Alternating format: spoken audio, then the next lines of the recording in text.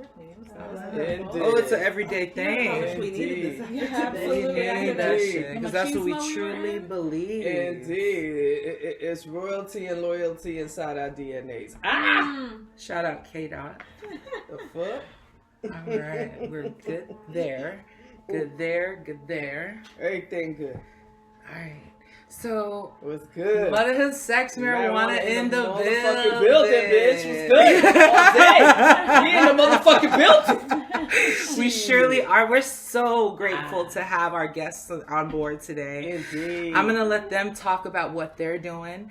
But when I heard Nas speak down at in Capitol Hill, I was just like, wow, who is that? And like, what? I don't know. You just know when you know. And I was just like, how can I talk to her and just ask her, like, can I give her a water or what? You know? And so I don't know. This is such a treat. She came straight from where the action is happening. I don't think she's ever left the spot. I don't know. She'll tell you. But so pleased to have Nas here. And Kai, do you have anything to say? Man, listen, I'm gonna just keep it all the way real. Cause wait, hold on. Is the sound it's been keeping us up, right? I'm gonna just pretend that the sound been recording us all this motherfucking time. I'm gonna pretend, cause child, Technical difficulty number one. We never have a fucking show without some fuckery happening. Y'all know. Piece of fuckery. But we go. That's what editing's for. We gonna rewind, come again like the selector. We gonna rewind, come again. All right, Motherhood, sex, marijuana. We're so happy to have Nas with us. Nas, what's good? What's good? Woo! Just rolled in from, I can't even call it a name really because the name is being decided. It's changing every single day. Yo, that's what I heard. That's what I heard. The Capitol Hill organized protest is what they're going with today, or CHOP. We just left a meeting organizing, trying to organize some Black folks and some other folks that have been there consistently. Just trying to make sure that no decisions were being made, however, because the work that was being done today was to try and develop a mission statement, a long-term plan, things of that nature, but not everybody who needed to be there was there. Right. So just making sure that we were kind of holding that group accountable to the fact that not all, specifically the Black women, were there that needed to be there. Right. It was an experience. One of the things that we've been realizing in that space, so Kaya here, she was on the front lines since the first day. She gear, ready to milk eyes and all that. Nice. And I finally did go down with her, really to just observe what the vibe was, and right away could identify that there was not enough women who looked like me, who I knew clearly identified as Black women, or femme, or anything on the spectrum of identity that is Black. It was minimal numbers, and for good reason. I think as a people, we recognize that type of shit is not safe for us.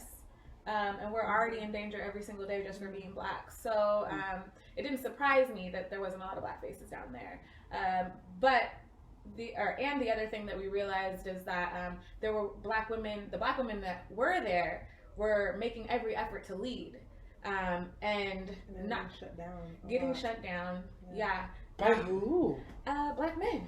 Oh, Lord. Black men. And whether it was intentional. That's not cool, man. I don't know that it's actually, it's not intentional. These men are not doing this intentionally, but there is this power, this need for power. And we were actually speaking about this before. We have an ally who is frustrated with this, and really uplifting Black women's voices, Black femme voices, and frustrated with the dynamic that the men are taking. And me being who I am and knowing my purpose, I don't want to tear my brothers down. I know why they are looking to be acknowledged as leaders in this movement. That's for them, for us. so I'm not mad at them. I'm not upset with them. I'm not blaming. I'm not shaming. I'm just demanding that Black women get some space. Right. There you go. We're just demanding that go, we get queen. some space. That it's a side by side partnership versus y'all in the front and we're back here, or we're in the front and y'all are back here. And that really seems to be what we're trying to figure out down there. So with all that being said, you know, I'm organizing. I'm still thriving. I'm happy with the direction that things are going. I'm feeling very in line with my purpose. It shows. Thank you. The glow is real. So for those that are just tuning in, Nas, I'm gonna say what I thought of you, right? It was very clear that she is about her people. She's not out there trying to win any awards or anything. Her best friend Kaya is right there.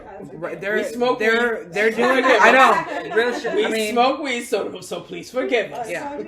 But it's like I'm so like I felt so uplifted and so fed by what she had to say, because I saw a lot of people out there that was just trying to like be celebrities or trying to like, I don't know what their intentions were, but on an energetic level, just not trying to be judgmental. But I was like, hey, you ain't here for the same reasons. And I could just see that. And my kids are Black. And it was important that when I took them there, that they understood why they were there and they understood why it was important. You know what I mean? It's probably something that I could never give them. That's why I put them in their community where they can learn. And so even my kid had commented on it, like, what the hell are they doing over there? You know? And I was like, baby, they think that this is a festival, apparently. I don't know what the fuck. But we have those real conversations. And also, we prepared some questions for Nas, and I'd like to get into those because they're kind of straight to the point in what I feel that we could learn from these women. Okay. So, Kaya and Nas, how would you encourage other mothers, particularly because this is our platform, this is who we're trying to work out to, and other nurturers who aren't so vocal, but they still want to help? Remember that you're a mother, okay? So whether you're down in that space or not, you're raising children and they are our future, and so you're already helping in a real way. Now, this is I wouldn't recommend whatever you're doing in your daily life. Always make that in line with your passions. So if you are feeling called to be an activist, if you are feeling called to protest, figure out how it makes sense for you. Don't feel like you have to do anything extra just to like fit in a box or say that you did it. And you mentioned real conversations with your kids. That's probably one of the most important things that you can do, is have those real conversations with your little ones. There's this weird, as a parent, I realized, like, I had my first son when I was 19 years old. I turned 20 the next month. So young mom, and you know, something when you have a kid, it just shifts your whole consciousness. Damn right. Shifts your whole consciousness. Real. And so for me, like, I'm 20 years old. I'm like, okay, I'm still trying to kick it. My ex-husband, he same age. We were both come from broken homes. Thought we were in love.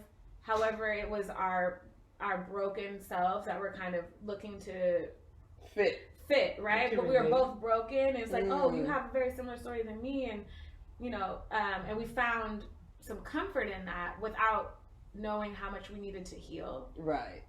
So we were babies raising babies is why I say that.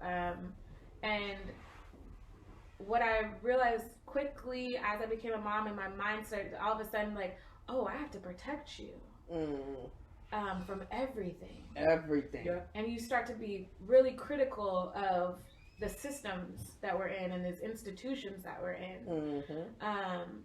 And, you know, all of a sudden I became hyper aware of like pedophiles and started like researching like, what do I need to be looking out for, and how can I protect, you know, my son from this. And this is just one example, right? Because what you find once you start digging is like that it's institutional.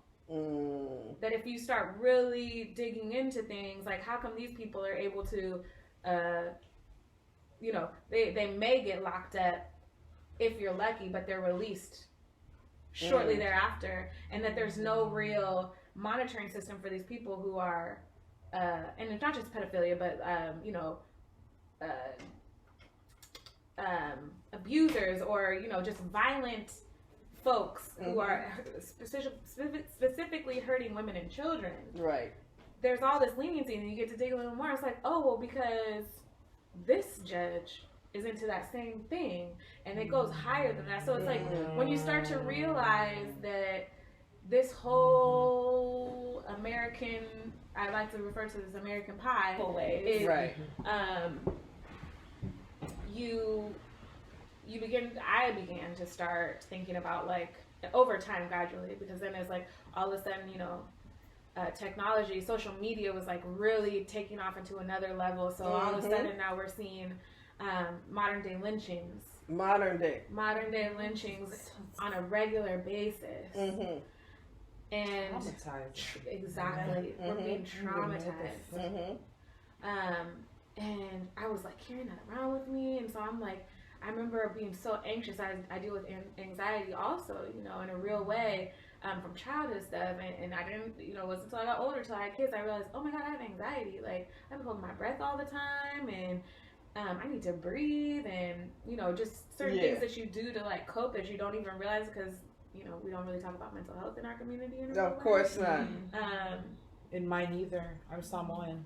We don't talk about it at all. We don't talk about molestation, anything. But yeah, so I can relate. And so acknowledging like, oh, I got some stuff to work on, and I was working on things,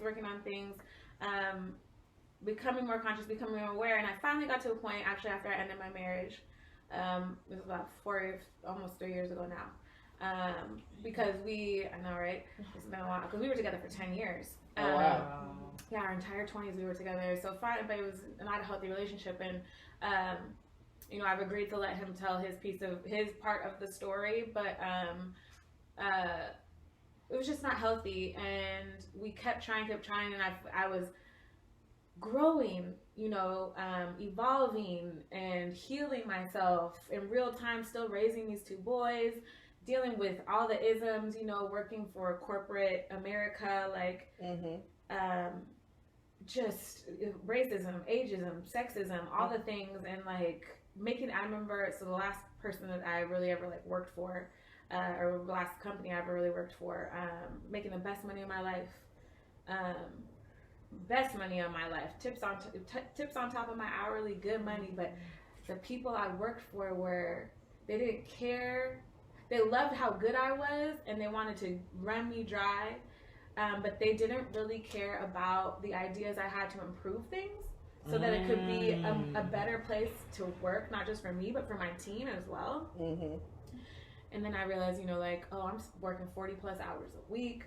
When I come home, I don't have the energy for my sons or my husband. I don't have, you know, plus, meanwhile, I'm dealing with this unhealthy relationship, dealing with white schools. My son's in kindergarten, and I'm like watching how, you know, it's like 30 some kids in the class, and you know, I sent him into kindergarten above ready, you know, could do all the things he needed to do, and watched how, because he was a good kid, they just skipped over him and just allowed him to just kind of skate by without growing him at all. That's criminal, right? So that was my first experience as a parent with white institutions.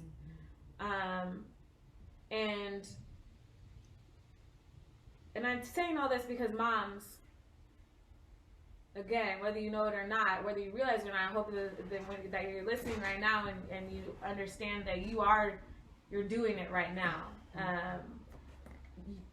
advocate for your kids in the school systems. I heard that. It's you know, we've been not brainwashed, but we've been conditioned. Yes, we've been conditioned to think that what these teachers say is fact, and that when our kids come home and tell us that it's not right, well, guess when they get in trouble, we get that phone call and they come home and it's like they're beat down and they're scared they're about to get in trouble. It's our duty as parents to listen to what our kids are telling us and go back to that teacher and be like, listen, this isn't right for me. Like something's not going right here. Let them know if you can, and I know this is easier said than done, but if you can, I'm coming to observe the class for a day. Go into those classrooms and see what's really going on. Because let me tell you something, these teachers, these white teachers, don't know what they're doing. Not all of them. I'm generalizing here, and I will generalize, and I try to call myself out when I do that. But me too. Yeah, I mean, it's all we can do, right? Yeah. But when we're generalizing white folks, it's usually the majority. I mean, it's not even usually the majority. It's usually what the experience we've had with them in the first place. Now, you know, I want to start. I want to say, Ruby, I love your questions, but I want to start off by kicking something of my own. Yes, because on some real shit, I'm not from out here. You know, I'm from born in Panama, raised in New York, moved out here in 2013. My girl got flavor. You know what I mean? And I've been around culture. I've been and I've took it upon myself to deep, you know, dive in deep into my own black culture further than, you know, my own mother and, you know, family has taught me, because my family is just, you know, Panamanian. That's all about they, you know, they're the old-fashioned just Caribbean kind of family where, you know what I'm saying, where you were born is where you're from, and that's it. They don't do that whole, you know, Africa and none of that has no concern.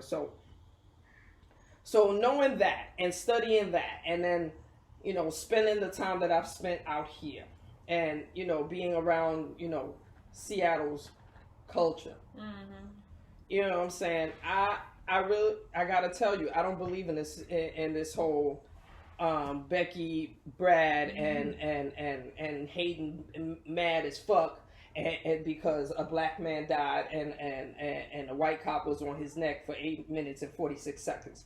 Fuck the frail shit. You're not fooling me with that. I refuse to believe you mad. I refuse to believe that you mean something. Even yes, it's a worldwide movement. I recognize that it's a worldwide fucking movement, but at the same time, I refuse to believe that everybody in the movement, that the movement was even started based on we really care about black people. Fuck you. You're not fooling me with that. Fuck you. You're not fooling me with that. Becky and Brad and Hayden is going back to business when we done with this. Business is going on as we claim when we protesting and fighting fuck shit. So and the pandemic, like my homegirl said, the pandemic is all of a sudden sipping tea in the house, minding their business. Like, nah, I ain't going outside. The protest is gonna get me. These mamas are conscious. To go outside. You feel me? So I'm not. So I bring that up to say this. Have you encountered anybody that because real talk, I don't feel Seattle has, I haven't met too many people in Seattle that are really black. So to even have the stance that I'm taking right now, I refuse to believe that you bumped into somebody on that stance, but I'm gonna ask you anyway. You know what I mean? Just to throw it out there. But and are we talking about the white pessimistic that I am, like I said, I don't believe in this shit. You know what I'm saying? I'm going to, because I live in Everett, so the other day I was in Linwood. There was a couple of Everett sucks, y'all. I'm sorry, but I live there too. But we make our money in Seattle. So I'm in Linwood, passing Whole Foods and shit, and there was a couple of Beckys, and they saying that on the corner, Black Lives Matter, and I'm just looking at them like, But see, I think, Queen, and that's my opinion. And really, I feel like you ain't bumped it. And so That's my question. Is like, she have can you say bumped that into though. Real shit. anybody that's dead ass on this is Y'all can fuck say that. shit? Y'all niggas is out here using this space. When it come down to it, y'all gonna go right back to being your privileged white the fuck ass. Fuck out of here. Yeah. That's how I feel. And I love that we have such fiery conversations like this, because we had this conversation. My sis says she's tired. And I'd like to say, as a person that is not black, proud Samoan with a deep heritage of my own, I don't believe in you. You need more people. She can say that. Receipts, you know what I mean? They can say that. These are black queens that have to deal with oppression every fucking day. While we have privileges, some of my people have some privileges too. So I'm very eager to hear what y'all have to say about that. That's something I got really fiery about. Like being out there, getting gas, all that. At first, it sounds all really scary, you know. It does sound scary. Well, it is. No, it's totally traumatizing and scary, but I could feel when I was out there that a lot of people I felt were out there for the adrenaline rush versus actually there to fight for this cause. And then, you know, when the police backed out of the precinct and everything, they started settling in. And Naudia will know, she's really good with her words and being calm. I just start blurting shit out when I'm angry. There's a balance. There's a good balance. They good for each other. Like, and I was pissed. I was like, all I see is these white folks. First, it was, you know, the food was awesome because I was there every day and there's no food. And, you know, a lot of the stores weren't trying to let people in because everybody thought we were looting and that too. Yeah. That too. Bullshit, by the way. That too. Yeah. And so it was cool they're bringing that out. But then they started really, like, the one day that really had me pissed was when we were down there and the dude had the music and you were trying to put on, like, a black playlist or something that was at least a little more relevant to what we were doing. And it was, you know, playing, like, dance, like, house music and was flipping some sparkly balls and I don't even like know what he was doing. Doing some white shit. Like you said, there were people down there treating it like it's a It was Coachella and shit. I was like, dude, I don't think...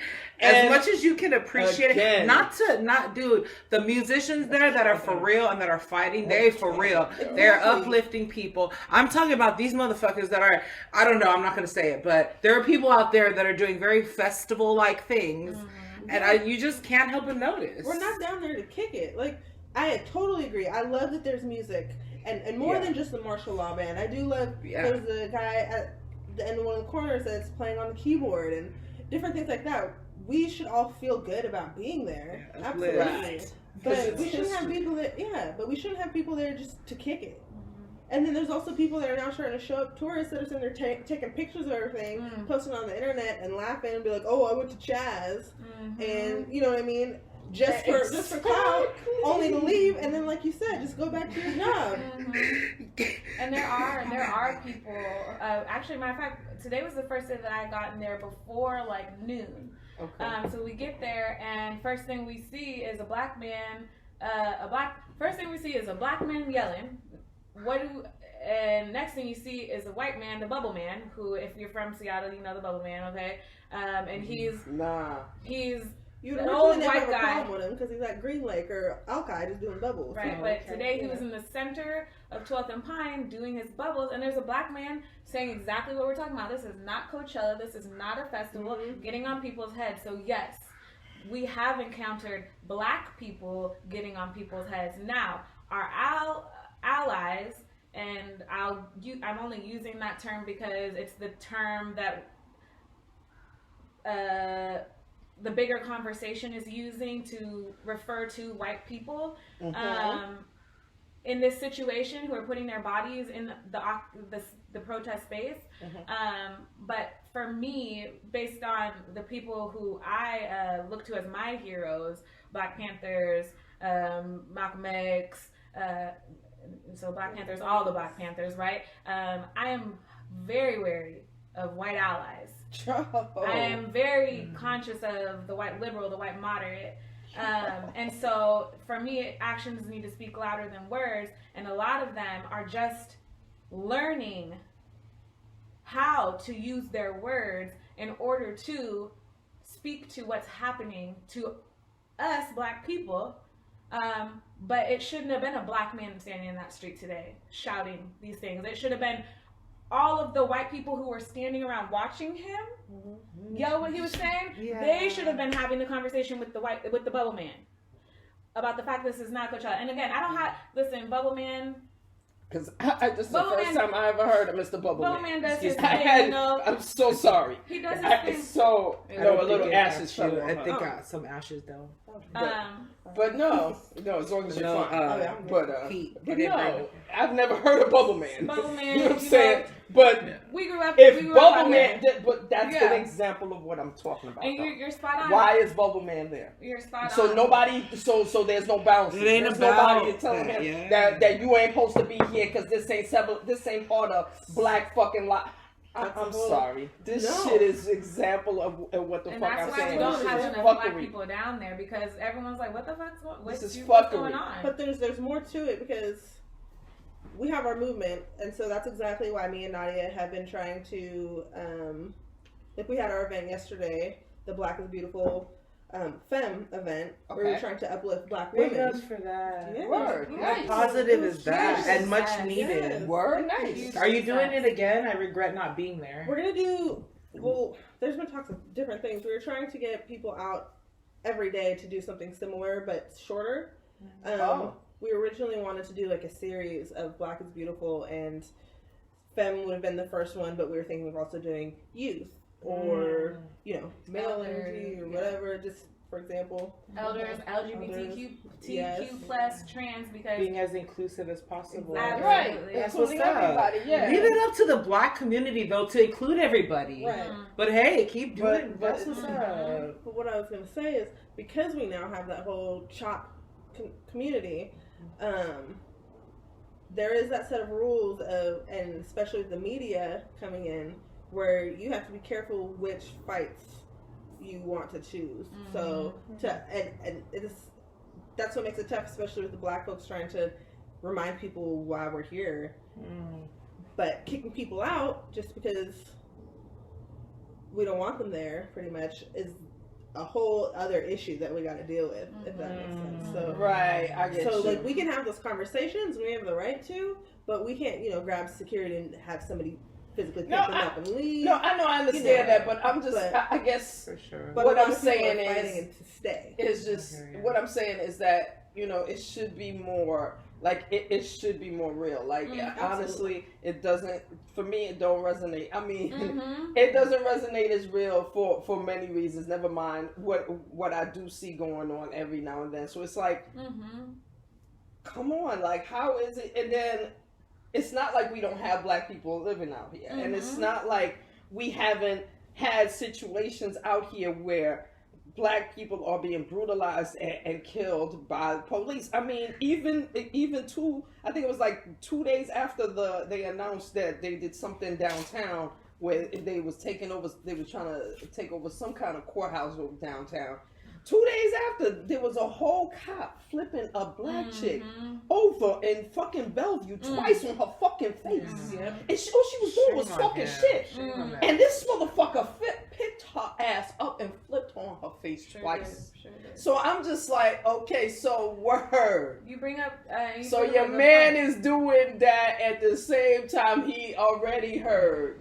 He already heard. He see what's going on. Well, that's why. And his whole I don't give a fuck level is quite high. That's no, fucked bitch. up. Bam. No, that's Bam. inhumane. And it's he's like, a piece of really? shit, dude. How Real do shit. we really But accept that this really? I'm saying I'm not here. You're looking for I'm not solutions, here. and that's why I'm so excited for Nas to talk about what her family has going on and her nonprofit work, because I think it really is about strategizing, mobilizing, plotting, in a way that really benefits us. Please talk about that. Yeah, absolutely.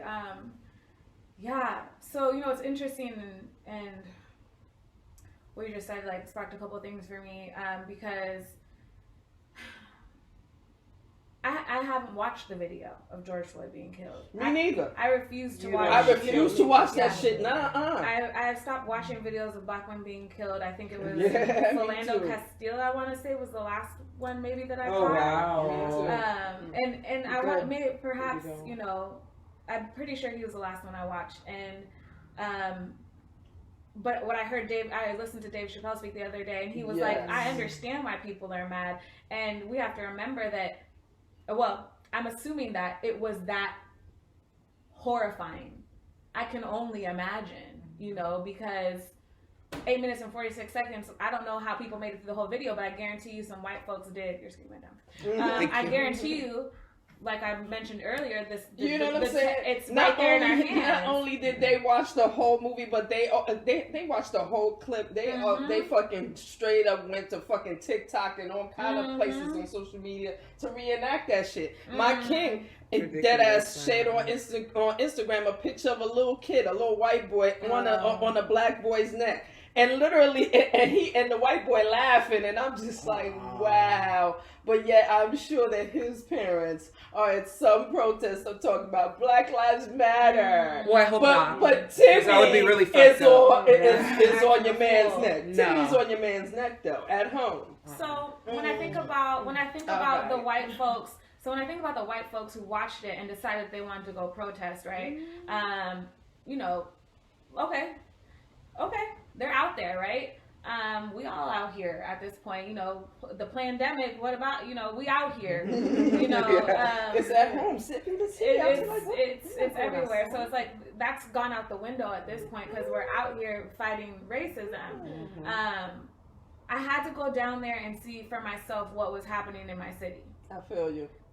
This is the first time I've ever participated in protests because I didn't believe it worked anymore. I didn't believe that marching worked anymore. It was my belief that our ancestors, our elders did that work and it was effective. Hundreds of thousands of people would show up. But what I was seeing is that there's small numbers in these marches, there's small numbers in these protests, and I know that that's not what's going to affect real change in a systemic level. So I never participated. But there's some shit going on in my city. And I'm sure we'll get into this a little bit more about what I do in my day-to-day before this popped off, this national movement or global movement at this point. I had to go see what was going on. We were moved to be there, and that's exactly what I did. And I'm an organizer, a strategizer. I like to think in solutions. I don't like to spend too much time discussing the why of a wrong. I feel you. We know why it's wrong. I can see that there's an issue. Now let's talk about how we're going to get to the solution, because people will sit and fester all day long about why they made that mistake, or working in restaurants, especially dealing with servers, and Kaya gets into that too. She managed a restaurant in Georgetown, and I can imagine. People will make up all type of excuses about why they did wrong. And listen, I don't really give a fuck why you did wrong. How are we going to fix this moving forward? Because now I need to hold you accountable moving forward. You showed me that you're irresponsible, whatever the case may be. So I had to go down there and see for myself. You must be like a mom or something. I'm just kidding. I've been doing this for a while. And what I saw down there was a lot of white people. A good portion doing what at the time needed to be done, which is, causing disruption. We needed bodies. And they were causing disruption, okay? They were putting pressure on this barricade that police set up, and it was causing disruption. I recognize how important that was and is going to be in moving this thing forward, causing disruption. I also saw a lot of white people kicking it, just like Kaya was saying, and getting drunk, and there's a lot of substances being used down there, and I don't have a problem with smoking or drinking. However, this is supposed to be a movement, and I'm not sure exactly how after 6 beers you're going to be able to stand for several hours and defend what is a war zone from militarized police officers who are ready to knock your dome off. Yeah. And Actually, white man, white woman, they're not going to come for you. You're going to come for the very few black people that are out here. Mm-hmm. They're going to handle you all with kid gloves. Like, come here. They're going to knock you, push you out the way to get to that black body. They actually going to put an example, because that's what that's what Orange 45 told them to do. Exactly. Go in there and make an example of them. And recognize that as one thing. Okay, there's a lot going on here, and there's no structure.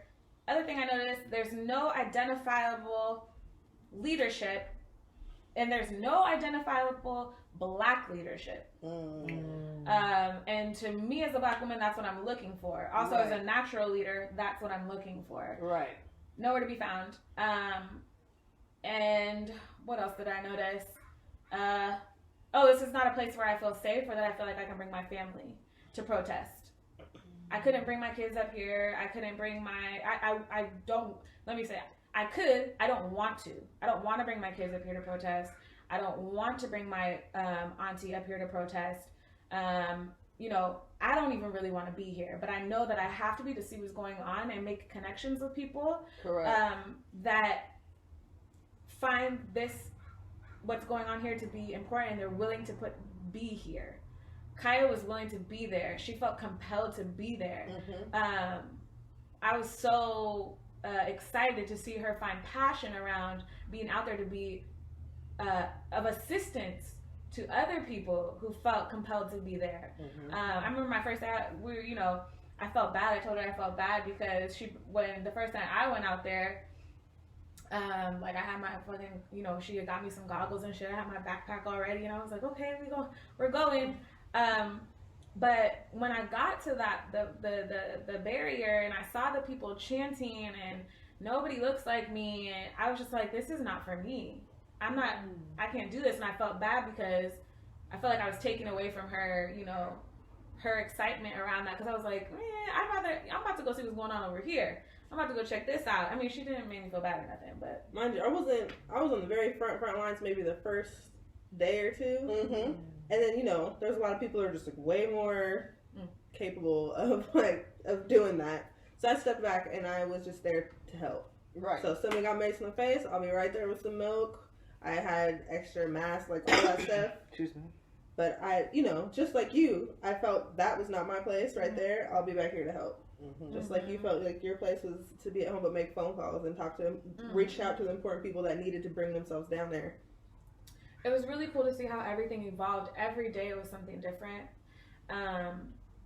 Martial Law Band was down there. I think we called them Shout out Martial Law Band. For sure. Marshall and the Boys. Marshall, Matt, Evan, Mercy, who else? Tane. I'm trying to think about Adam, sorry. Because they're all hella cool. It's Marshall, but they're all really cool people. I'm sorry, they're so cool, these people. They're a local band. They're dope as fuck. And they have been down there every fucking day too, pretty much. Yeah, they've been leading and organizing stuff too. Absolutely. But they've also been playing music, like the last big nights that we got, where they were spraying and throwing sound bombs and everything. They played till the bitter end. They did not stop. And there's just gas in the air. Everybody's freaking out. Everybody watching it on Facebook is like crying at home and freaking out. And they're just doing the Titanic thing and playing to the last minute. They believe in the power of music. Yeah. They believe in the power of music, which is near and dear to my soul. And they preach that even before the shit was going on. They were preaching how powerful music is and how uplifting is. And if your message is love, that's going to be. I think music is perhaps the most powerful tool we have to reach masses. Agreed. I'm trying to loop around to answer your question. It's amazing watching everything evolve every single day. So I was. Continue to be inspired. What happened was, I was feeling overwhelmed. I was watching, what was I watching? I was watching some video about something that moved me, and I was getting emotional on Instagram, and all of a sudden my mom calls, Miss Jessie, and she looks at me and she was like, oh, I had a feeling that it was a video call. And I'm just like, all on the camera. She was like, oh, I had a feeling I needed to call you. We're telepathically connected. The women in my family were all connected. And Beautiful. she was like, how you doing? Are you? And I was like, I'm just overwhelmed. You know, I'm just overwhelmed, and I was just watching some heavy shit, and so you know, but I'm feeling everything. And she was like, well, let me tell you what I did today. I'm still working, and I went ahead and paid for the nonprofit today. I paid the fees, and I was like, oh, because I've been in the plan for a couple of years now. So that's no light fee either. Oh, it's that's not like a a light G. fee. That's not a light fee. No. But it's comes been with it. and that's her way of coping. You know, she's like, I need to keep pushing our movement, because like I said, we've been as Black women, as mothers, she's got 5 of us. We have been trying to strategically, through our day-to-day actions, create change right around us for the world. Basically, you know, sure. you have to keep focused on what you can do right around you, but know that has a ripple effect, and it will. That's how I know that we will see this anti-racist America. I'm sorry, this non-racist America in my lifetime, because I'm doing the work. People I know are doing the work, and we're speaking to it. I'm sharing now in a real way this opportunity to speak with you all today. You know, I'm sharing, and I have no fear about what could happen to me. Right. You know, because we know what they like to do to our leaders. Basically. But let's protect our leaders. At this point, there's so many of us that they'd have to take us all out. There's too many of us that are operating. I like to say we've transcended into this higher timeline. And that's why they're so scared, is because their evil and their hate is no longer effective to the people on this planet. We are transcending. Yeah. We had the Native brothers and sisters speaking, and they were actually there when we left again, but a couple nights ago, and those sisters said, this has been prophesized, and I believe that. And so that's how the nonprofit got started, and so I was like, okay, great. It's good to hear. I want to say maybe like a day or 2 later, we went down there again, and just observing how things are changing. Everything was changing. So every day I feel like we're gaining new information, and then we're like, oh, now we can make this move. It's a new game plan every day. Every day. Let's make this move. And I feel like, what was it, like last Wednesday or the Wednesday fast? And time's so funny right now, y'all. Time is moving differently. Right. Oh my goodness. It really is. It is, isn't it? I eat like at midnight. Like it's like so normal. It's crazy. How things are changing. The norms. Because incarceration has been normalized. Absolutely. That's why. Oh, Lord have mercy. That's exactly why we're different now, because incarceration due to the pandemic has been normalized. So now our old schedules is not, get up in the morning, go somewhere, make some paper, come back. No, it's time we sitting anyway, at right? home. Exactly. Right? We sitting at home. Yeah. A lot of people say time don't even exist. Exactly. I believe that.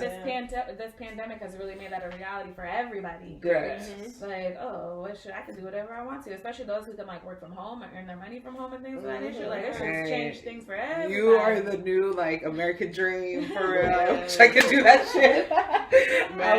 I work like an immigrant, and I am an immigrant. Start your own business. Yeah, this is the Oh, best yeah. time. Yeah. And so It's a lot of true. people like Yes. working in restaurants and things, going home, starting their own thing.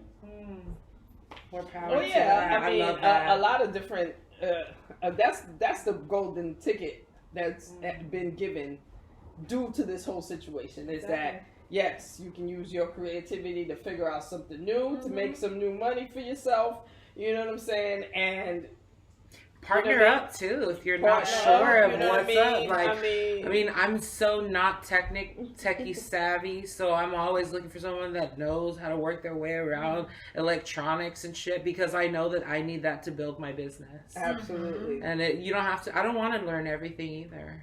I'm totally fine with just Get other collabing. people to do it. Yeah. Yeah. Let's all plug in. Yeah. Use I everybody's love business. that. That's a whole. Do you team think thing. it's too early to discuss with these ladies our idea of how we want to contribute to this movement? Nah. Okay, so we were thinking, strategizing. I was like, cause like, I mean, I don't want to just bring water, although that's essential, but like, I want to do something other than that, right? Black folks do that. Yeah, there you go. With their unlimited resources, there you go. Right. So I'm like, okay, we're all about like things that have multiple meanings, right? Mm-hmm. So I'm like, why don't we do a masturbation marathon and donate the surplus to the cause? Wow. In the name of, and real shit, because it's like, put your money where your mouth is, dude. But I don't got $7,000. I got $10,000 on me right now to donate. So why don't we as women, and this is so multi-level, hear me out, dude. While you are the participants, you know, you can expect getting your little photo taken before and after, because we have a professional photographer. Real shit. How does this logistically happen? We're partnering up with a venue. We're waiting for them to tell us what's up. But I mean, like, all we need is a venue, a space. We need, for discretion, we'll provide sheets, clean ass sheets. So if you want to be under the sheet, you can. But we're going to be right there, and all of that in that concentrated energy is a prayer to help with what's going on. That part, the money that we get from that, we're gonna write a check, dude. Write that check straight over to whatever the fuck y'all need to do. We're just making sure that the leaders in charge, and we're saying, what Black community, what do you want us to do? You need money? You need food? Here. Where do you want us to stand? Is all that allies need to be saying right now. And as an ally to some degree, because I still face injustice in my own way. They did their number on colonization on my people.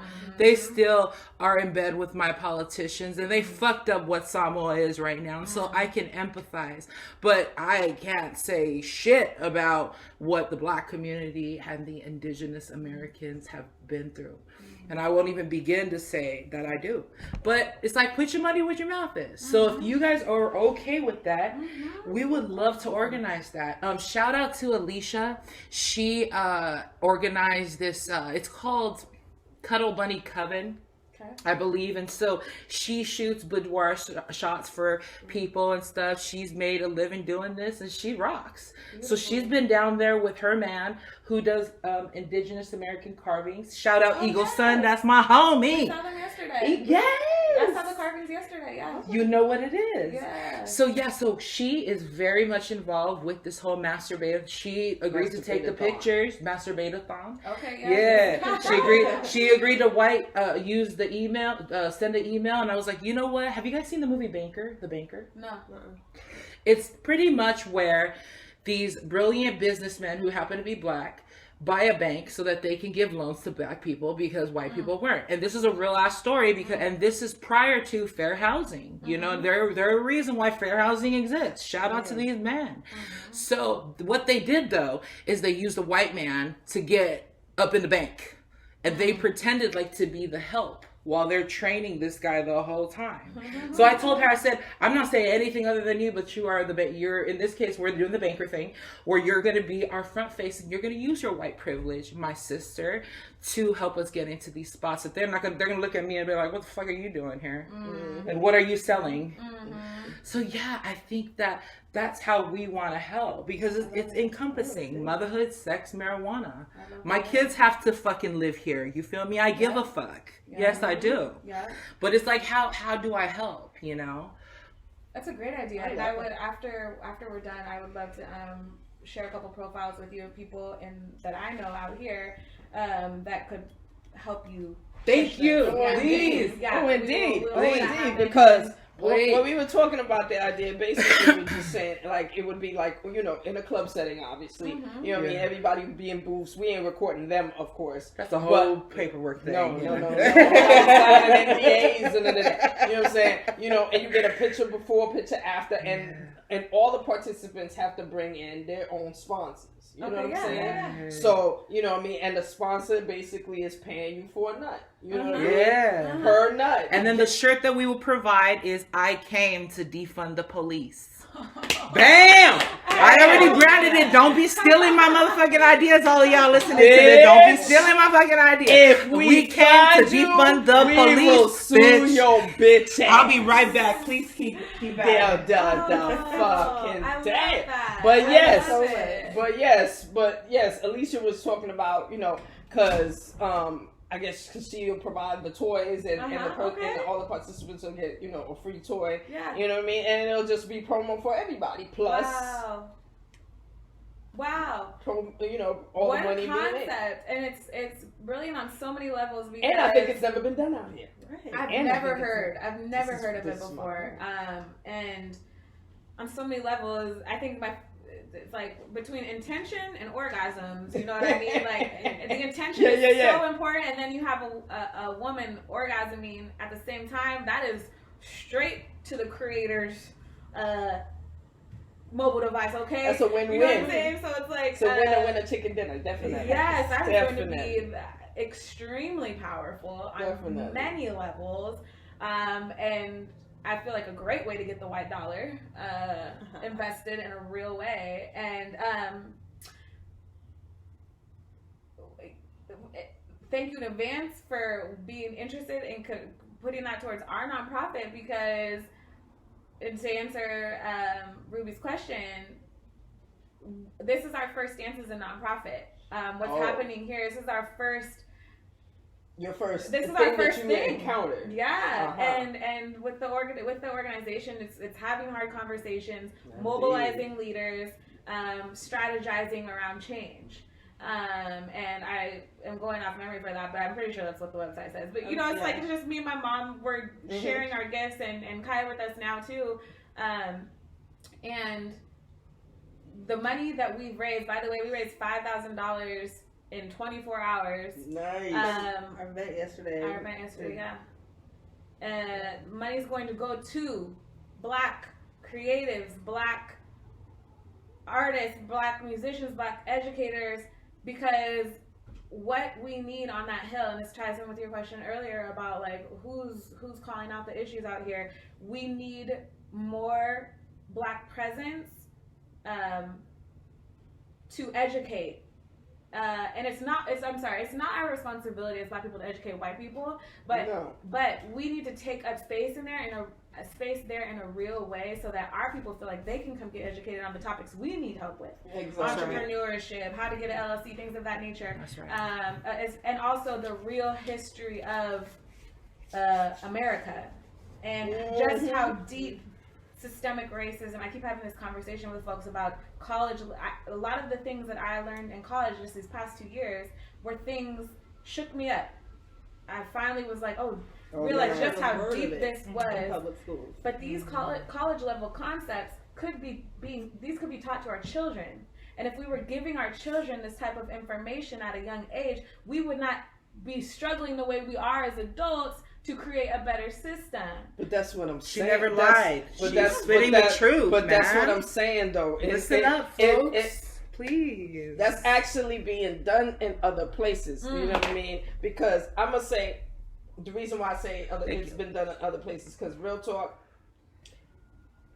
my teenage, well, she's not a teenager anymore. She's 22 years old. She reminds me all of the time. Like, I'm 22. I am grown. Yes. Miss Africa I love reminds Africa. me every day that she's grown. But no, when we moved here, she still had 2 years of high school to do.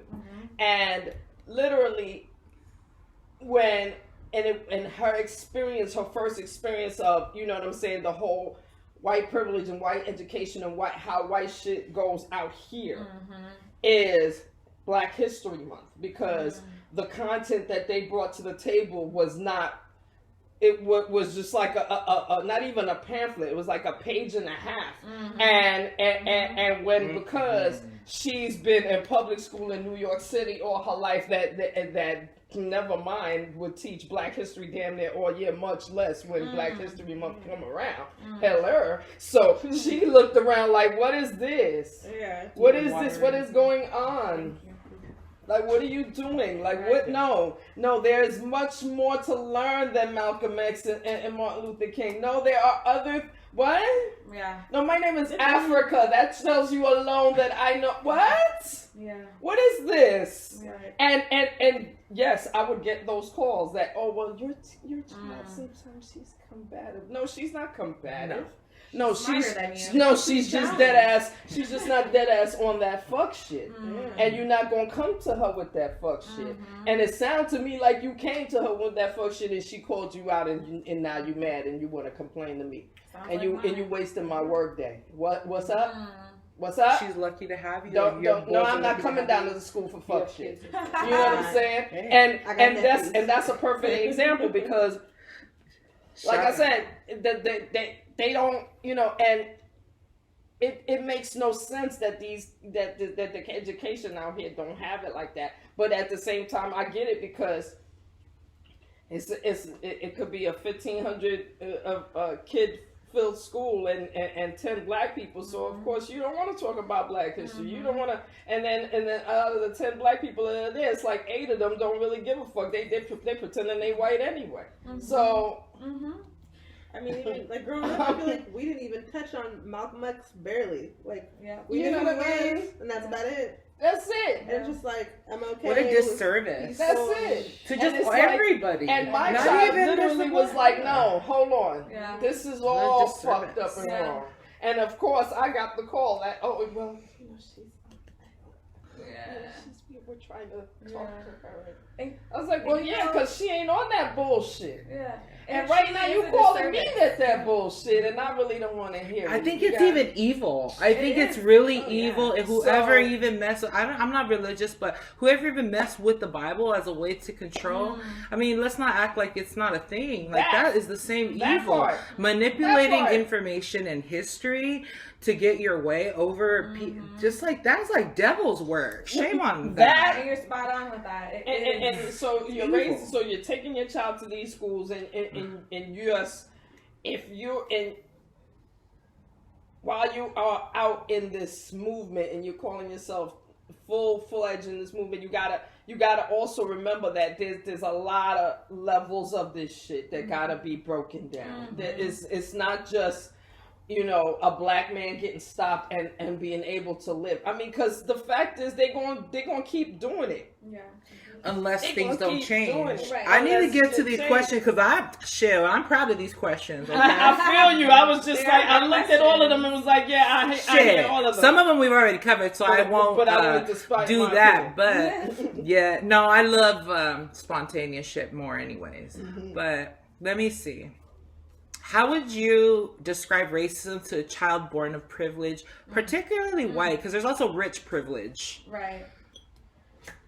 That's a great question. Wow. Yeah, it is. It's a really great question. You know, I think starting with history is a great way to have that conversation. Like I was saying, these things that they claim are college level concepts, our young people could be having these conversations also. And, you know, I really think, just like there's so many levels. So if I'm gonna take it real, just how I was asked, how would I? Yes. I would listen. I would do a lot of listening to begin. And then truly, I think it's providing information without it being, you know what, honestly, kids are so resilient. And I think the fact that we are not giving them the hardcore facts of the reality of this country, that, yeah, your ancestors came here and they raped this land and the people and massacred them in horrifying numbers, and here's the way they did it. Early on, it won't traumatize them. I agree. Go ahead. All I'm saying is I think we don't give children enough credit. They understand things, and if you don't tell them yourself, they're going to see it another way. True. And probably not in the right way. Like, yeah.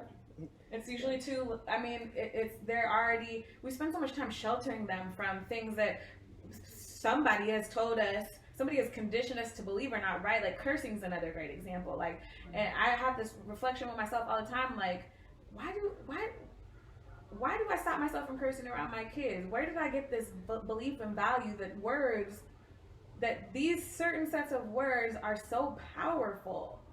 and hurtful and mean. Like, why do I subscribe to that? And I could check myself all the time. Like, does this word really bother you, or does it actually give you an added inflection to what you're talking about that you like? Yeah, you that gets to the point. Yeah, get the fuck over here. An emphasis. Yeah, and it's like, why don't we just talk about the meaning? You know, my uncle, he often says, like, you need to define the words that you're saying, because some people have different definitions. So we could be having a conversation, and I will usually ask, like, if I don't understand, if you're using the word in one way, I'll be like, well, what does that mean to you? Because it's important when you're having hard conversations that everybody is on the same page. So if we're talking to a little person, a privileged white child, about hard truths, especially to the white children, they need to know the reality, because it would shake them up in a way that could change this world. Indeed. It would shake them up in a way that would change this world, because it's really not on us anymore. We should have the privilege of teaching our children who they are. That should be our privilege, is to help them build their identity, because for so long, we've only, as Black Americans, it's been, oh, you were brought here as slaves. We freed you. Then we segregated you and killed you in other ways. Sexualize you and then, over and over. Oh, they don't even tell you that. Man, no, of course not. They don't even tell they you like that. to pick and choose and take from your culture, and it's just sickening, really. And then it's like, and then you all stood up for yourselves because you had these great leaders, but then we killed them. So that's your history, Black American, and don't you ever think about standing up for your people, because if you do, you're gonna die. And they don't even, of course, they're not gonna tell you that they're the ones who killed him. And just forget about it. Or worse, they sent your own people to kill you. Exactly. But again, well, you can't. First of all, you cannot. If you're calling yourselves truly protecting your kids, sheltering your kids, you have to tell them the truth. And that's how I've always raised I have 3 daughters, 22, 11, 5. And from the minute that they can understand, even before they understand, I want them to know the truth is the truth. We are women, so automatically that society is looking at us away. We live in a society now where it's telling us we gotta look a certain way. We gotta go to a doctor to change our looks, change this in order to get recognized. And even then, it's not enough. Then, much less, we walking around with whatever color we got. We get colorism from our own people. We get colorism from other people. And anytime you stand up for yourself, you looked at as wrong, you a savage, we gonna call the cops need to control you. So telling them the truth, telling a white privileged child, no, tell them the truth. Yes. And the fact, but is that gonna happen? Because in order for that to happen, the white person that's raising that child has to then look at themselves and accept the truth themselves, and in order to regurgitate that truth to the child. Absolutely. You know what I'm saying? Like, it's not going to happen. You know what I'm saying? But in a black household, in a melanin-filled household, you have to, and especially whether it's men or women, but still, we have to. We are doing our children a fucking injustice by not telling them the truth. They have to go out there and look at motherfuckers, and when motherfuckers try to drop news and be like, bitch, I knew that already. The fuck is you talking to? That's how it's got to come out. Absolutely. You know what I'm saying?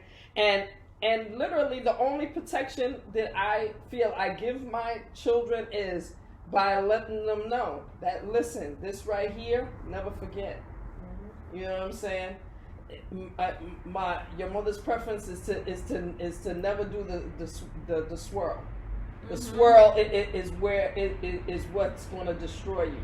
And yeah, they might go out in the world and decide to think different or not live that life, but no. The truth and the foundation that I have set up makes them know that, no, this is it. Melanin is power. And your melanin is power. It should never be mixed. It should never be mingled. And the bottom line is the general society is trying to destroy you, especially as a woman. It's trying to change you. It's trying to make you feel like shit because you might eat a little extra, or you don't have certain. You know what I'm saying? You're not rocking certain shit or whatever. So. No, that's your way of protecting your children. That's the only protection I can feel to give them is to be truthful, be real. You know what I'm saying? Understand that yes, when you go out and fucking in the mall and you walk around in the store, yeah, the security camera might be on your ass as soon as you walk in the door. Right. But you know what I'm saying? And again, it is what it is. We don't claim to be parenting and it don't make no sense to be telling them that maybe society. At least I feel like that. It don't make no sense for me to tell them that society might change and there are places that might not happen. But no, be prepared for that all the fucking time, because that's your protection. I like that you say that melanin is power, because that is what's true. The truth is your fucking protection. And my kid asked me too, like, why are people so racist? It seems like just a natural, like, pass the salt type of discussion nowadays. But I was just, like, really thinking about that, and all I could say in the essence of keeping it real, like, there are people that make money off of other people hating each other. I can't explain in detail, what we're talking about, but I told her, I said, there's actually people, when it comes down to it, think of it as a business. There are evil people that make money off of people hating, and my kids are mixed. Their mom, the first four, their biological mother is white, and they're black, and one thing I tell them, I said, don't ever be ashamed of being white. Oh, no. You be the change. You be the white person that uses your privilege to bring your people justice. Like, get smart, get your bread up. And I think that's the advice we need to be giving them in our own way. I would never, ever claim to be a parent expert, but I do believe, like, our kids know more than we think. Of course. Look at the day and age we live in. It's a YouTube society.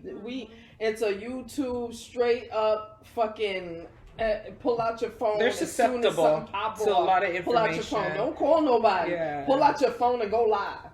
You know what I'm saying? So that's to not equip them with the truth is fuckery. It's like, what are you doing? Why are you having them if you're gonna fucking fill them with gumdrops and fucking candy and say go out in the world? Yeah, coddling doesn't help shit. Yeah, unless it's a puppy or something. But I just think that you gotta keep it real with that puppy though. And even then, like little niggas, they all don't bigger be niggas shitting than on you. the carpet. They are bigger niggas outside, and you might want to fight. You might want to survive. I turned one of those dogs that you don't like walking past. Okay, you start cuddling. I see that shit all the time. I watch The Dog Whisperer, so it's like, oh, I love it. Oh my god, I can watch it. That's a show. Caesar Milano. I'm watching folks with their dogs. Like, oh, you're not doing that right. That's why your dog's acting up. Yeah. He's so right on. Oh, hell no. I'm not a pet lover. No. What? I can't put it on my taxes? Oh, fuck you. I can't put it on my house. Yeah. I need a refund for that. I get a refund on the children. It's not even a write-off. I get a refund for the children, though. All right. That's spot on. Damn right. Maybe you could write off an emotional support animal as health. Yeah, there are ways, girl. Let's get the loophole. Yeah, we could. No. But you don't care for that anyway. Nah. We're not doing that. A lot of responsibility. Oh my god, yeah. Plus, I ain't paying rent for a fucking pet. I'm sorry. My rent is quite high. I do not want to add a fucking $600 for a pet. Yeah. Nah, you can keep that. Her interests are just found elsewhere. Shout out to the pet lovers. I love pet lovers, but I'm too busy to maintain one, so I don't have one. Queen, I have a question for you. With how do you balance work and pleasure and time for yourself? I've been really strategic with this past few years, just aligning everything I do with my purpose and my passions and my priorities in life. And so as a mom, number one thing is is raising my sons, right? And so really, I had to get really, really intentional with how I did that, because like I was saying, that last place that I worked, last place, the corporate situation that I worked in, I had no time to be a mom in the way that I wanted to be a mom. I wasn't present. I was angry all the time, or irritated, quick to snap on things, and I can relate. And we all have those moments, and it's not our fault though, right? And because we don't mean to do it. We don't mean to do it. We're caught up in this rat race that is America, and we're women of color, which makes everything 10 times harder. So it's like, and everyone is participating in this rat race until you've gotten to the point where either you figured out how to become a business owner and you tapped into that loophole and moved out, or you just fucking sit there and spin. Yeah, you can't really take advantage of the elitist loopholes until you are a business owner. That's when you start to get those tax breaks and things of that nature, and it's not easy to get there. That's why those who are privileged with white skin get it so much quicker, not to mention they've been leaving generational wealth and free land. And I heard some crazy statistic I'm not going to try and repeat, but like the amount of money that will be left over to this next generation of white whatever is like an insane amount, like that they will just be acquiring from their elders dying. Is we more than they can spend until we are given reparations, we won't even be close. Even with reparations, we won't be close, because that's just one piece of the pie. It's just the land, right? And we have to get real clear on what other demands we need and what we're developing now. But to answer the question, I got real intentional with everything I was doing. I was like, I know that being a mom is the most important thing in my life. Of course. So how do I shift what I'm doing to support them? I identified, school was a major struggle. My oldest son, first real crazy love I've ever felt was my firstborn son, and he struggles in the traditional classroom. He struggles in these white institutions, but it's which not is him, fine, because though. our minds are wired differently. And fuck the school system. Exactly, and I say he struggles, but it's actually not his. I don't even like to say that, and I have to catch myself, because it's like these systems are not built for him. Right. Okay, so it's not that he struggles; he just does not want to do with the fuckery. Just like you said, it's like no, and he can sense a weak individual, and there's a lot of weak individuals that are being put in front of classrooms and given authority. And not only are they weak, but they're not parents. So they don't actually have experience rearing children, and they look nothing like our kids. They are white people who are in these positions of power, little to no experience. A lot of them got into it just because. It's not because they want to change the lives of Black people or end racism or reform education. It's because they thought it would be easy. Exactly. Right. Because they don't ever want to be bored. Things of that nature. It's not about creating change. It's definitely not about creating change. I'm generalizing again, but like we said, it's the majority. Okay, because if it wasn't the majority, we wouldn't be dealing with these issues. Where's the lies at, man? And I have not heard one lie here. I try to keep it truthful all day, all the time. I just feel like not speaking truth. That's just it's a negative energy that shows that you're dealing with something inside you that's dark and twisted, and it's okay to be dark and twisted, but are you dealing with the issues? Are you acknowledging the issues so that you can shine? And I gotta say, well, and I'm not trying to cut you. No, go ahead. Because Ruby told me that you're from out here, like you're born and raised out here, right? So yeah. that's definitely. I'm not saying that you was lying, but I'm just saying. Like, It's like, where have you been? That's what it's like. My point is that, again, because I'm from based on going to school in New York City, going to school in a big city situation where there where I have bumped into teachers that are, you know what I'm saying, that are exactly what you're describing. Mm-hmm. You know what I'm saying? It's like, those teachers are not out here, are they? Like, are those teachers out here? That's a great question, because you know what's different about it. I'm not super well traveled. Right, I feel you. But what I know about the white people in this state, in this city, correct, is exactly, and their racism is different. It's passive, and it's at any time, like, because like I said, at the first phone call, to this day, I remember her 2 years of fucking high school more than, it was like I was in fucking high school. Because literally, the first phone call I got was because they thought that she was upset. Okay. So can be upset. So picture 7:28 in the morning. I just got to my job, and it's a temp job, so I'm not supposed to be on my cell phone. And I get a call as I'm walking to my desk, because I'm walking in the door because I'm supposed to be there by 8 o'clock, but I'm there early.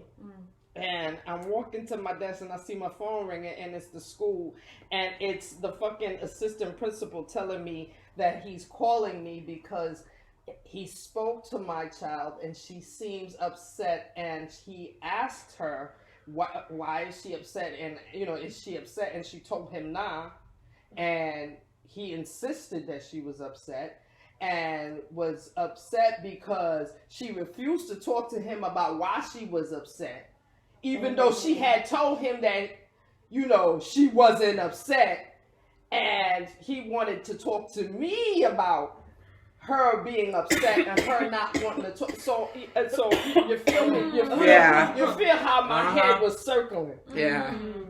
So immediately I said, hold up, sir. First of all, it's 7:20 in the motherfucking morning. So, you know what I'm saying? If there's a real fucking issue, you can call me after fucking 5 o'clock. Yeah. You know what I mean? After I get off motherfucking work, because this ain't the motherfucking time to be talking this fuck shit. Never mind. That it was. You asking me about if she upset. It sounds to me like she ain't upset, because if she told you she ain't upset, she ain't motherfucking upset. Right. So what the fuck is you calling my motherfucking phone for? Right. Motherfucker. So immediately he upset with me because I'm not concerned enough about my child's concerns and his discomfort. And I'm just like, bruh, again. And then his main statement was, well, all the children out here speak to me. When they have a problem, they speak to me. I was like, well, first of all, my child don't fucking know you. Right. This is her first year in the school. And even if she knew you 5 years, if she told you she ain't upset, you should just go on and take that advice. Right. Because what you doing is making her upset by insisting that she upset when she done told you she ain't motherfucking. I love it. And my concern right now is not the fact that I'm not concerned about her being upset. My concern is that it's 7:28 in the morning and I am at work. You are preventing me from being, you know, a productive person at my job, and I don't appreciate that. And I'm trying to tell you to give you a time to call me to discuss this if you really want to discuss this. And then he's like, well, 5 o'clock, I'm off work. Well, I said, well, 5 o'clock, I'm off work too. He's like, well, I'm supposed to call you during school hours. Well, during school hours, I'm at work, motherfucker. He's tone deaf. He's tone deaf to anything. I don't really understand. You gotta talk about, well, I have to make school calls during school hours because that's when I'm like, well, that's your business, fam. I'm not at the privilege where I can just get a fucking phone call off my phone whenever the fuck, especially when you're really not talking about nobody bleeding, dying, or fucking getting arrested. You talk about your perception of my child based on the fact that you spoke to her and she didn't want to talk to your bitch ass. Cheers for advocating. It brings us, absolutely. Like, that's what I'm saying. Like, that's the kind of teaching that is out here. And that is the kind of education that is out here. And only a child that is fully equipped is going to survive against this shit right here. This shit right here. And that's, you bring up a good point, is that these teachers are not equipped. And they don't have the training to They don't have the training. More importantly, they don't have the life experience to deal with be able a black to family. relate with to relate or deal. Right. And when you can't relate to individuals, it blocks you from developing the empathy. And then furthermore, if you don't take the time to research and understand a whole people's story, because your country strategically has removed the real story in depth from the history books. And then when you get to college, because white folks are, that's a guarantee if you want it. If you're not taking over your mom and dad's business that they left you, then you're going straight to college. You get the choice of what you study. And remember, these topics we're talking about are college level concepts. So how many white folks do we know that are going to go take the time to study American history? American history. And what are we, how likely is it they happen to be in an institution that employs professors who are people of color and actually take the time to develop curriculums that reflect our real American history? So that's the meat and potatoes. Not that so bullshit. And then you're up here in Washington where it's just a different breed of racism, and I'm thankful that I want to go to the South, but I'm really thankful that I've never experienced the type of racism I know still exists in the South now. I've had some white girls say some crazy shit to me before, but I've never feared for my life. I've never feared for my life because a racist person was in my proximity, and well, I'm glad though. I'm too. Yeah. I'm Yeah, thankful. me too. I'm Me thankful. too. Me too. I'm thankful. The worst thing that ever happened to me is a white girl called me a black bitch and she got knocked the fuck out. There you go. A couple of Solution, a space. Okay. By you? Yeah. Yeah. She was a straight Yeah. She was a straight down. I don't know who she was, but Solution-based. her and her homegirls all got knocked the fuck out. Nice. That's the last time it wasn't even. Clap, Never clap. call They were it asking for it. Black bitch again. South and other places. They were asking for it. Oh, follow me, my homegirl at the club. And She's still in coffee. Any type of level of racism somewhere down here. I mean, New York, yes. I'm not saying New York don't got racism. Well, and Ooh, shout out to those club nights. But a couple I feel like this will touch on a couple of things that Seattle. So I was born in Tacoma on the hilltop. I've been living in the South since I was 2 years old. Nice. My mom was 15 when she got me. She was heavy into the hilltop lifestyle, gangbanging, drug dealing, all of the things. Okay. And Wow. and so she let my auntie take custody of me. My auntie's 14 years older than her. She was married, and so I grew up in Greenwood. And why did I bring that up? For white people in Seattle. Yes. So I grew up in the North End, predominantly white. Was the only black girl at my school it's a preschool to 8th grade school, white Catholic institution. I was the only black girl from the entire 8 years I was there. I was there from kindergarten to 8th grade. Only black girl. Only person of color. Let me be more specific. Dang. We didn't get another black student in there until I was probably in 6th grade. We got two African girls that were adopted by white folks, okay, and they were in preschool, so I didn't have a relationship with them. I was already in middle school. We little to no interaction.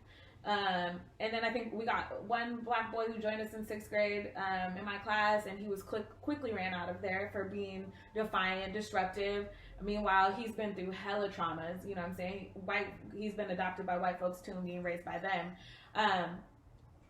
So I was the only black girl, and because I'm light-skinned, because my hair texture is soft, because I don't even really look black, Real talk. nobody, including myself, really had a clear idea of who I was or what I was. The most popular question I get, and actually I've noticed that it's kind of fallen off lately.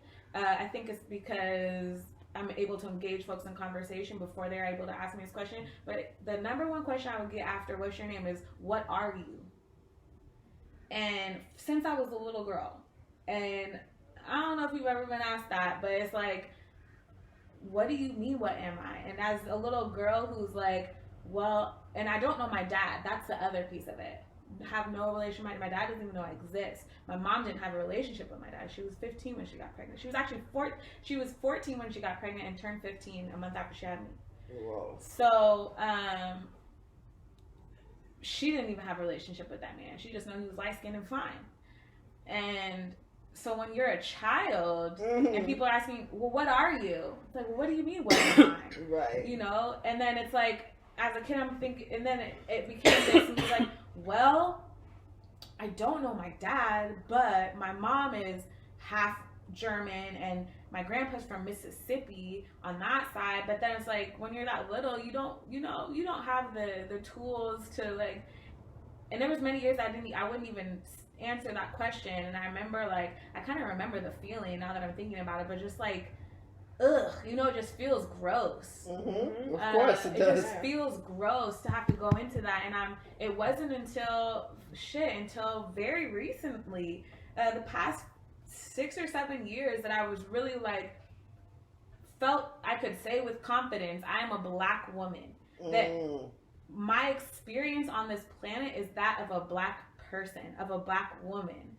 And, it just gave me so much, it's like given me so much confidence as I've developed my identity. And I say that, I don't remember what the question was at this point, but I say that because... it doesn't matter. I say that because when we talk about the education system, when we talk about our little people that we're raising as mothers, and the conversations we should be having with our children of color, we need to be building their identity. Definitely. We should not be having to have conversations about these racist fucking institutions and systems and how they need to be fearful for their life. No. We should be building them up. You are Black. Here is your true history. Yeah. Oh, I do remember the question.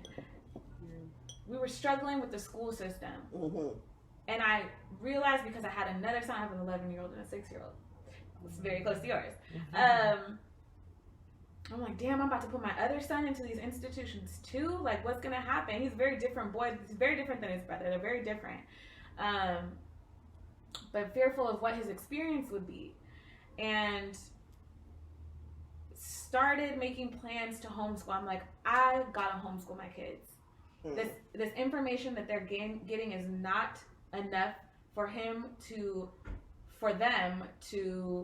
build confidence in who they are as human beings, as Black boys on this planet. It's not going to teach them the skills that I didn't get, how to balance a checkbook, how to pay bills, how to do your taxes. It's not going to uplift their passions so that they can identify what it is they want to do with their lives early on, instead of them thinking like, oh, I'm gonna go to high school and I'm either gonna go to college, still not knowing what I'm truly passionate about. I'm either going to go to college, spend all this money, or have to get a scholarship some way, or I'm going to go work. I think my bigger fear is that they will go work some job that they didn't give a shit about. Okay. Just to make enough money because they want to move out of my house at 18. And that was my biggest fear. And then just become complacent, trying to participate in this rat race that we're also stuck in because we're just trying to survive. Mm-hmm. We're just trying to survive and get a fighting chance to thrive. Mm-hmm. That was my biggest fear. So homeschool was the plan. I started doing research. I was like, what do I got to do to homeschool my kids? You have a couple options. One of the options is you get 45 college level credits. And this is all simultaneously happened with, me having a lot of realizations about my relationship, that I'm outgrowing this relationship, that this is not healthy, that together we are toxic, and that we've never given ourselves an opportunity to see what we are like apart from each other. Right.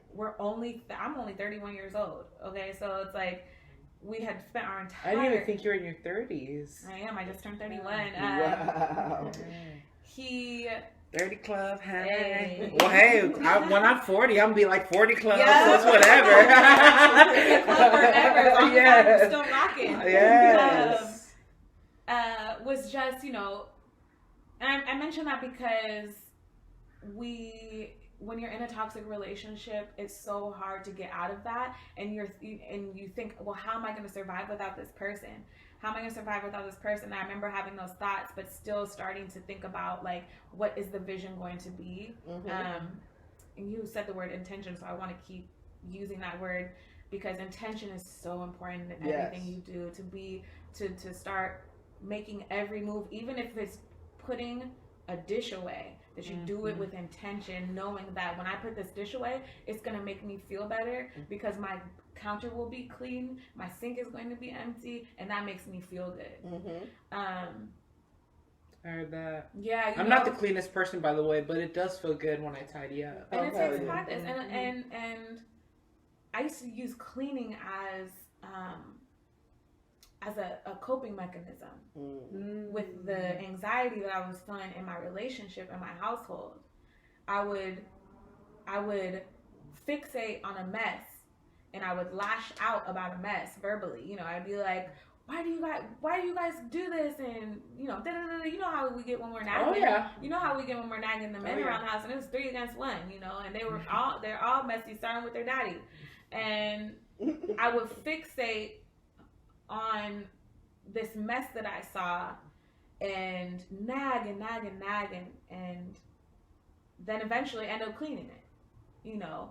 And I can relate to that too. You know, and towards the end of that relationship, when I disengaged, because I knew that I wasn't going to stay in it anymore, and I was actively figuring out how we were going to make this shift.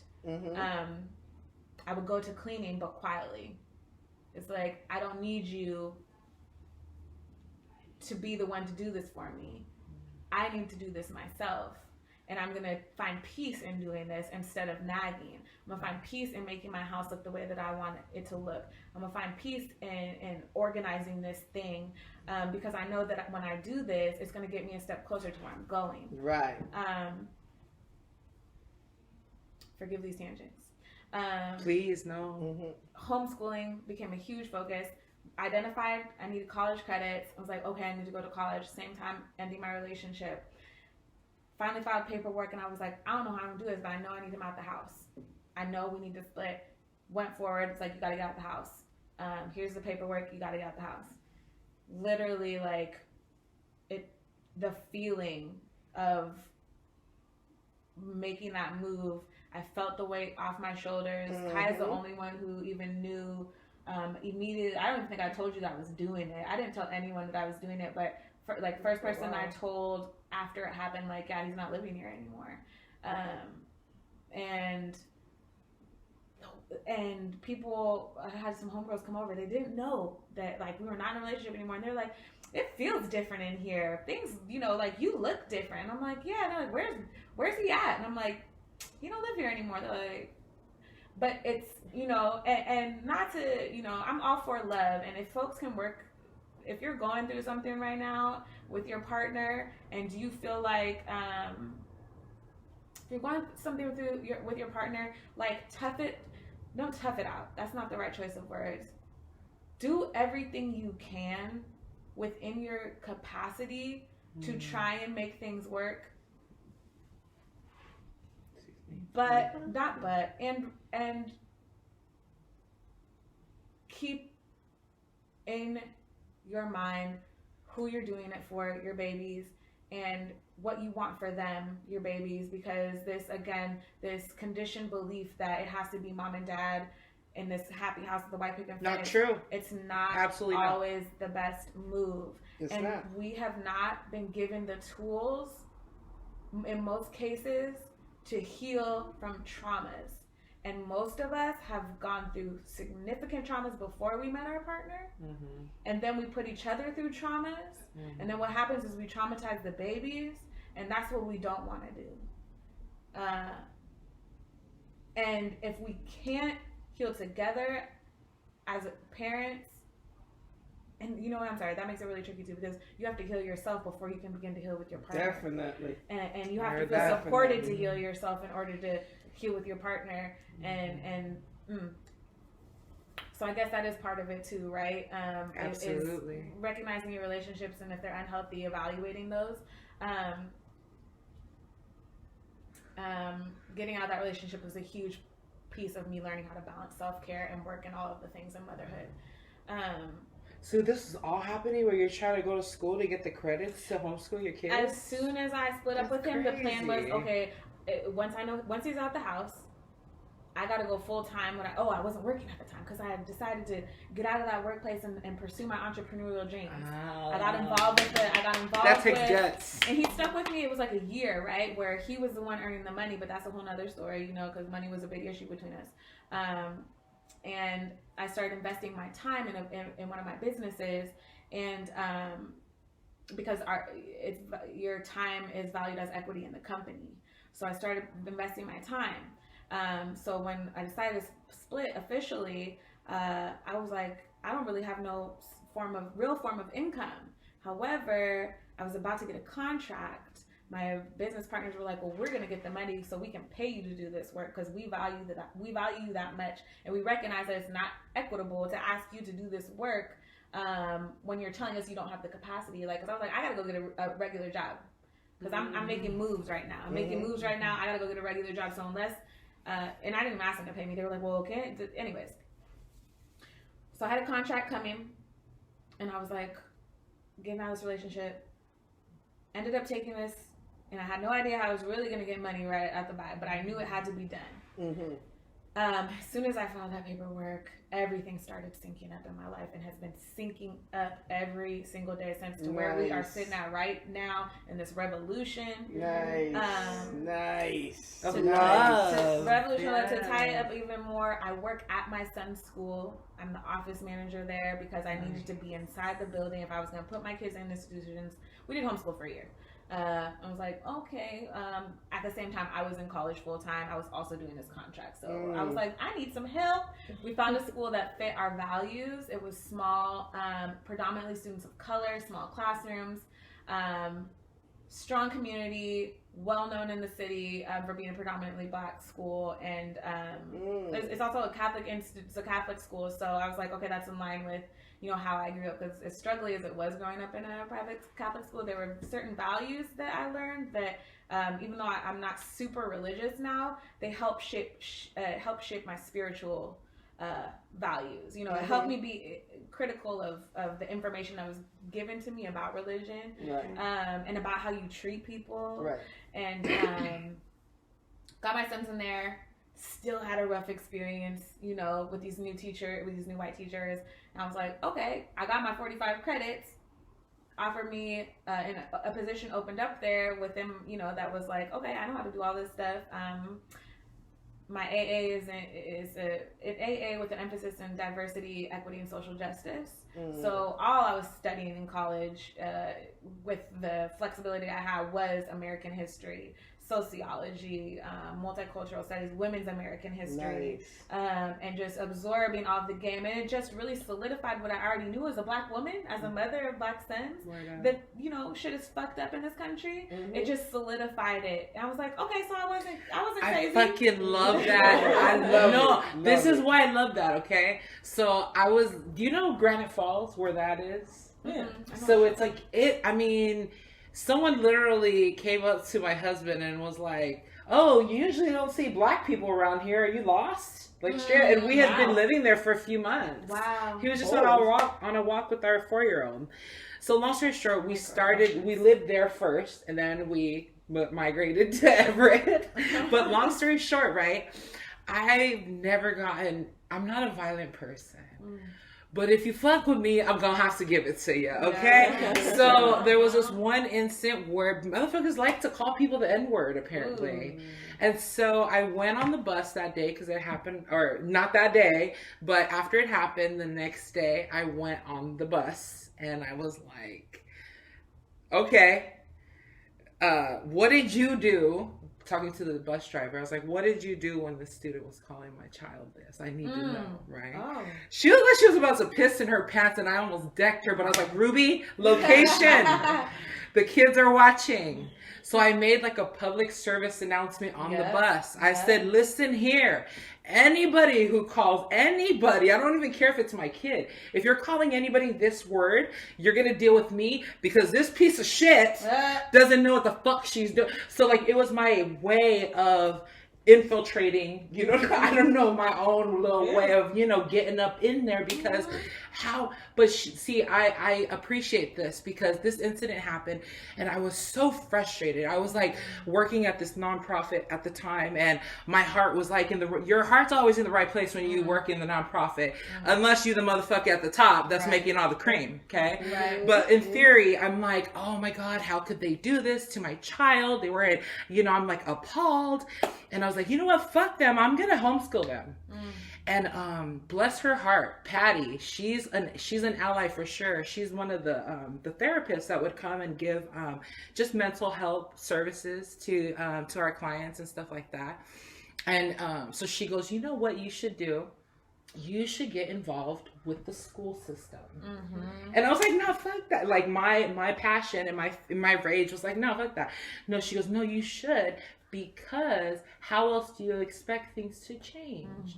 So if you're over there and you can keep an eye on your kids at the same time, brilliant. And Patty, thank you for that advice because my life changed. Rather than being so angry with no like result, really, I'm just like raising my cholesterol. I'm just like, there's a plan. And so I started going to the school. And they started seeing this brown face, and I was just like, hey, what are we doing? But what it did was, it not only boosted my kids' morale, it helped their homies. You know what I mean? Because a lot of their homies, they are attracted to the underdogs. Right? They've had it rough, so it's their, you know, they've been through the foster care system. It's not a secret. Their goal for themselves is to help other kids that are in foster care and that are getting abused sexually, because that's what happened to my babies. So they're always kicking, you know, hey, can someone come over here and eat lunch? Hell yeah, you know, wash your hands. You know what I mean? Where are you from? Do your parents know you're here?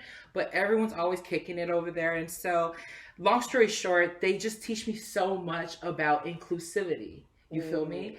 And so I just, it's just been a pleasure. But now that we're, you know, COVID, you know, we're not able to do all that, but I can't wait to be up in the school again. They have this thing called donuts with parents, or it was donuts with dads, but I think they're trying to be inclusive of, you know, children that have other setups.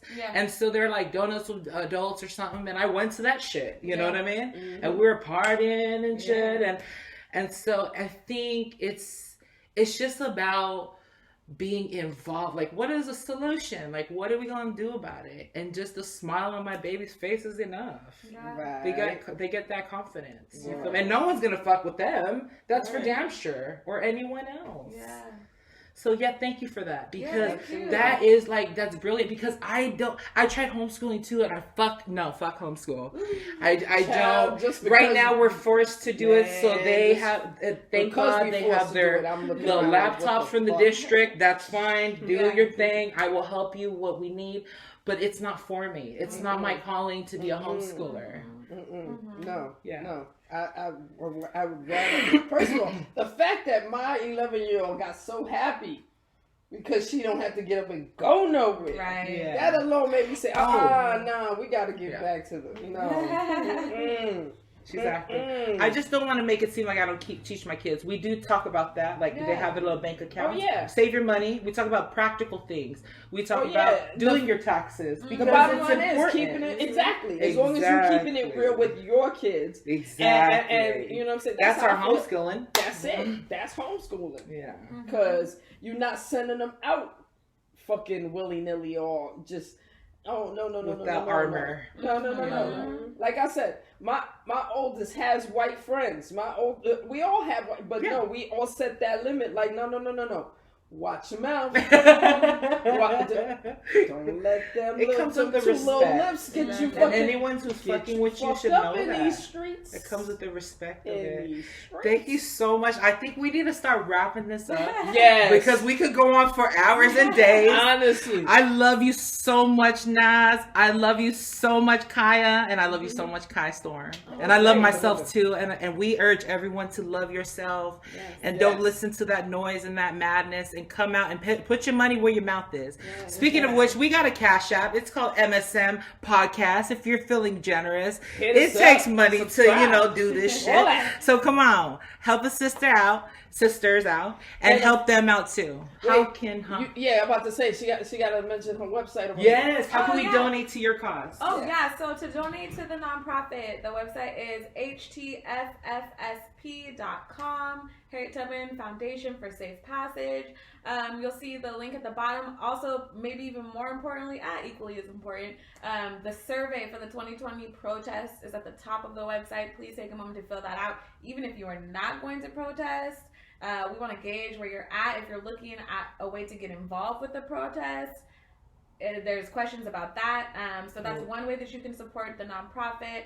If you're looking to find out more about me or stay in tune with what I'm doing, it's just call me Nas, like the rapper, Nas. That's my website. That's my Twitter. That's my Instagram. And you could probably find me on Facebook under that as well. Mm-hmm. Yeah, thank you for having me. Of having course. both of us. I'm you so pleased both. to meet you and to meet you today. Absolutely. And yeah, I love the dynamic. I think that people will enjoy this. Yeah. Because at the end of the day, both of us, we don't have, you know what I'm saying, we definitely don't see things the same way. You know what I'm saying? But at the same time, we live the life of motherhood, sex, marijuana. And you know what I'm saying? As much as I talk shit about Seattle, I love this. I love out there. You know what I mean? The weed's good. That's for At damn the sure. same Thank you. time, I really want this place to be, you know what I'm saying? Yeah. To because I have, like I said, because I've been somewhere where there is better. I'm looking at everything out here like, what you trying to do? Yeah. Like, what is you really trying to do? And then again, because I'm a black woman, because I know my own history, because, you know what I'm saying, my eyes are fucking wide open, have been wide open. And I teach my girls to have eyes wide open. Yes. I'm not quick to just buy into this because again, the whole I Can't Breathe is a remix. Let's keep it real. It's a whole fucking R. Kelly Fat Man Scoop remix. You know what I'm saying? That's And just it's a sad whole to mess say. of shit that you And just it's said, sad to dog. fucking That's say. horrible. It's sad to say, Except but for it's Fat Man fucking Scoop. I like real. Fat But Man but it's fucking real. It's a fucking remix. It's a damn shame. Yeah. And even as we call ourselves protesting, this shit is still happening. So it's like, you know, there's people like you that are positive and are leaders. You know what I'm saying, are leaders in the movement and are absolutely, you know what I'm saying, trying to find people like yourselves to actually do some positive shit. But there's also people like me who are looking back like, When you come with receipts, I holler. Oh yeah, and you know what? I'm gonna keep it real. This right here tells me I'm gonna need you to bring receipts, and that's important. That's what that's what I know when we went down there. I'm like, the black folks aren't gonna come down here in masses. This does not feel like it's for them. It doesn't like Coachella. It look like Coachella. It doesn't resonate, and my driving force is always the black community and everything I do so that we can have the future that we deserve after 400 plus years of oppression in this country. America loves being in debt. You guys are in debt to the black community. Goodness, yes. for real. And the fact of the matter is when black folks, when we are fully into our greatness in a real way, it's going to change the world. When our demands are met, it's going to change the world. And I believe truly, like I said, I'm telepathic, but I see things. I'm Pisces. I spend most of my time in the future. A lot of my time in the future. In fact, so in fact that like it would be hard for me to like tap back on memories because I'm like, oh, that I'm way up here and catching up to that thought that I had, and so I've seen it. We will make it in our lifetime. If you hear my mom speak, she's been saying, because she's the expert really in this organizing shit. She's the one who has experience in legislation, passing laws and things of that nature, right? That's what's up. The nonprofit, the Raising Shout out Fund. Miss Jessie. Shout out to Miss Jessie. Yeah, she just went back to LA today, and she'll be back. She would now see. She's the marijuana and the sex that we need to, that I'm lacking. That we're lacking. You'll have to have her because she's on a whole. She'll be blowing. Oh, so she'll be oh, hell yeah. Yeah. She'll puff her pass with us. This is right up her alley. But we need to bring Miss